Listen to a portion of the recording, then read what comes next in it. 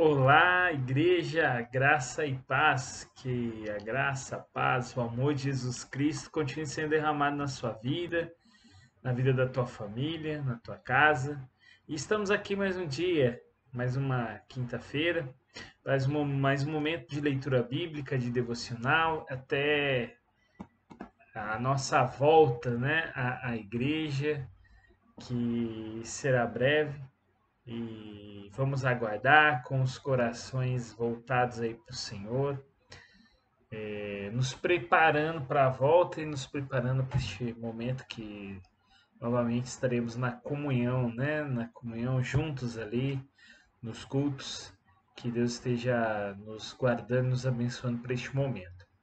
E pensando assim no dia a dia, na nossa vida, como nós temos vivido, como tem sido a nossa vida, será que nós estamos sendo bons exemplos durante a nossa vida? E nos meus estudos, nas devocionais, eu me deparei com um texto lá em 1 Samuel, com, com o relato da vida de Eli.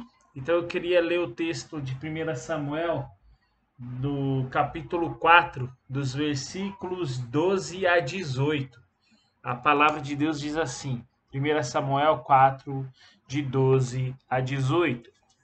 Então correu um homem de Benjamim, saído das fileiras, e no mesmo dia chegou a Siló, trazia rasgadas as vestes e terra sobre a cabeça. Quando ele chegou, Eli estava sentado numa cadeira ao pé do caminho, olhando como quem espera, porque o seu coração estava tremendo pela arca de Deus. Depois de entrar o homem na cidade e dar as novas, toda a cidade prorrompeu em gritos. Eli ouviu os gritos e perguntou: Que alvoroço é esse? Então se apressou o homem e, vindo, deu as notícias a Eli. Era Eli da idade de 98 anos, os seus olhos tinham cegado e já não podia ver. Disse o homem a Eli: Eu sou o que saí das fileiras e delas fugi hoje mesmo. Perguntou-lhe Eli: O que sucedeu, meu filho? Então respondeu o que trazia as novas e disse: Israel fugiu de diante dos filisteus. Houve grande morticínio entre o povo, e também os teus dois filhos, Ofni e Finéias, foram mortos, e a arca de Deus foi tomada. Ao fazer ele menção da arca de Deus, caiu Eli da cadeira para trás, junto ao portão, e quebrou-se-lhe o pescoço e morreu, porque já era homem velho e pesado, e havia ele julgado a Israel 40 anos. Meus irmãos, essa é a história de Eli. Eli era o juiz naquela época, na época do nascimento de Samuel. Ele julgou Israel por 40 anos, ele era um profeta, ele era o escolhido ali por Deus para comandar o povo naquela época. E Eli foi um homem que, com o tempo, acabou desviando a sua vida e não sendo um bom exemplo para a sua família e para o povo de Israel.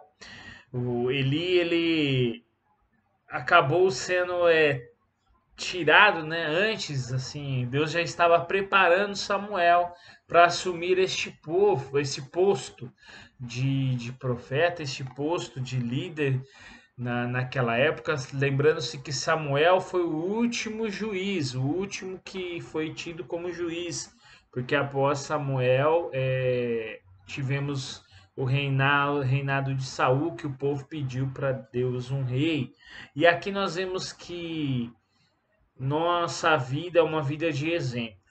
Nós somos vistos e, e nossa vida servirá de exemplo não somente para os nossos filhos, mas sim para as pessoas que estão ao nosso redor.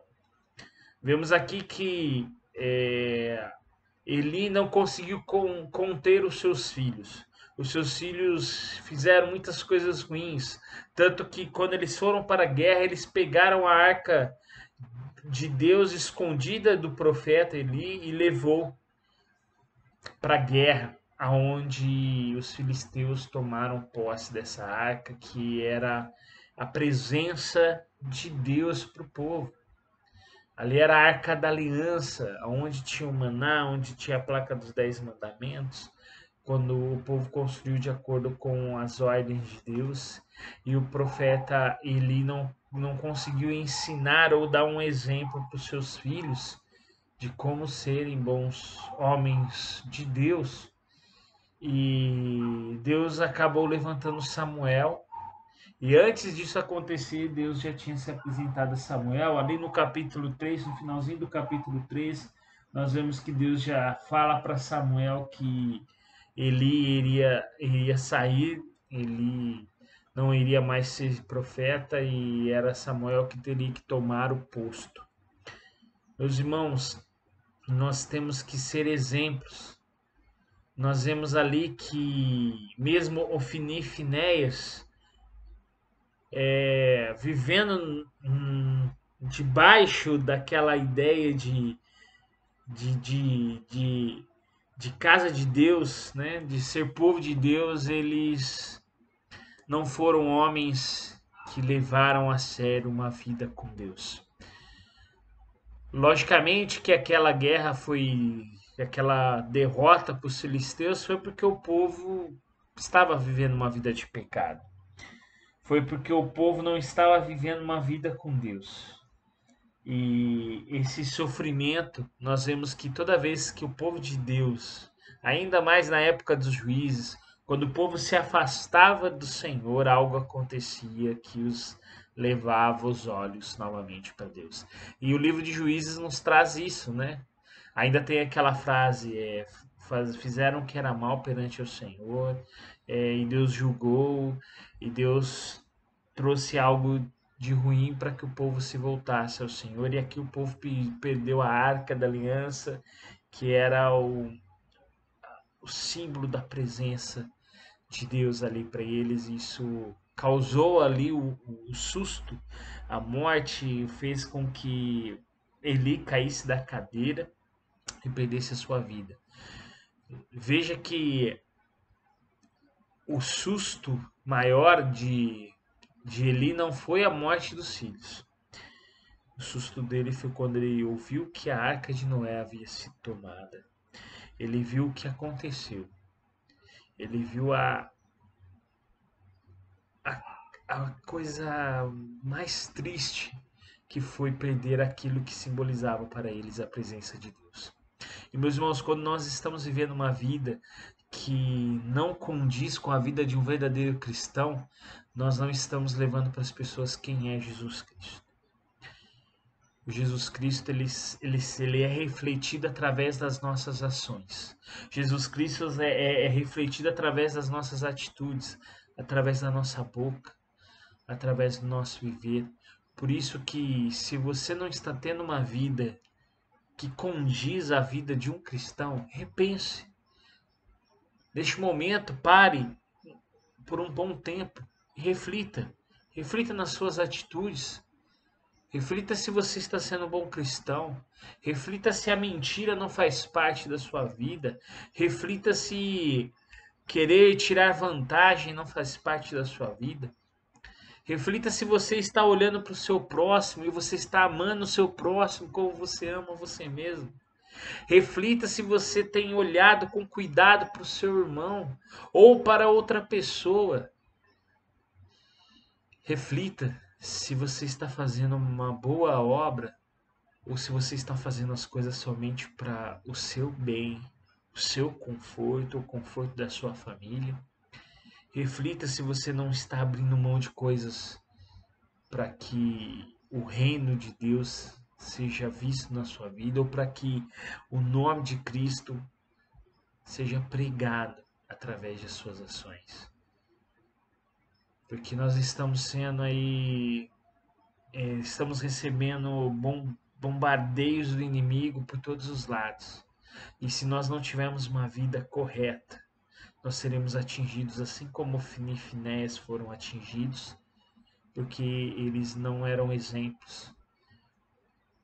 E o seu pai não conseguiu transmitir para eles o que era ser um bom servo de Deus.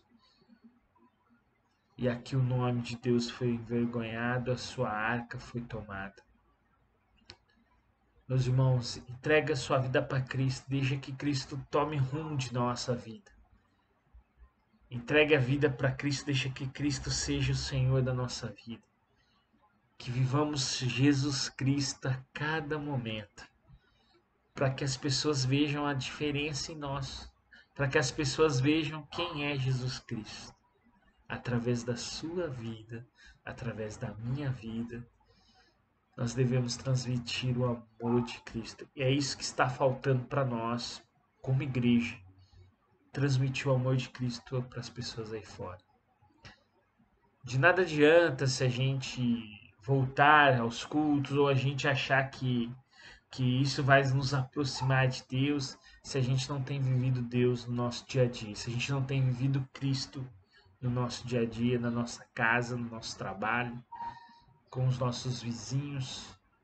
Se as pessoas não têm visto Cristo em sua vida, volte-se para o Senhor e peça ajuda para que você mude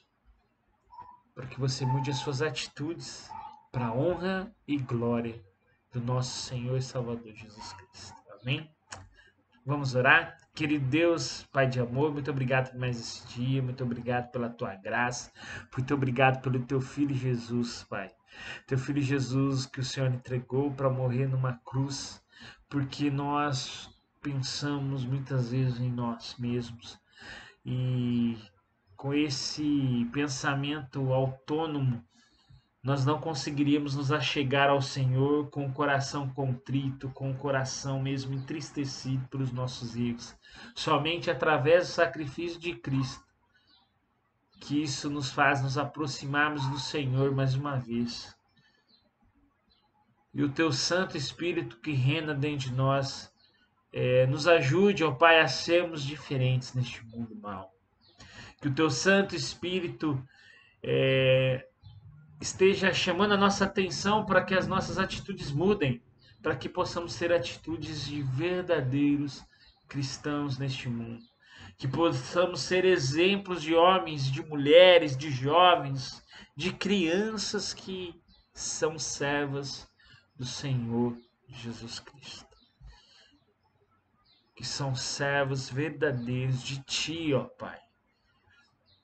Nos ajude a sermos diferentes, a fazermos a diferença, para que o Teu nome seja glorificado, para que o Teu nome seja expandido por todos os lugares por onde nós passarmos. É isso que eu te peço, te agradeço, em nome do Teu Filho amado Jesus Cristo. Amém. Amém, igreja? Grande saudade, espero aí que logo, logo possamos estar juntos. O conselho da igreja está aí se reunindo, decidindo como será a nossa volta. E logo, logo vocês terão aí mais notícias, aí provavelmente no sábado com o Pastor Ismar. Tá bom? Um grande beijo, saudade de todos. Não se esqueçam, faça a diferença neste mundo, mas faça uma diferença verdadeira como servos do nosso Senhor e Salvador Jesus Cristo. Que a graça e a paz de Deus continue a abençoar a vida de vocês. Um grande beijo, até mais.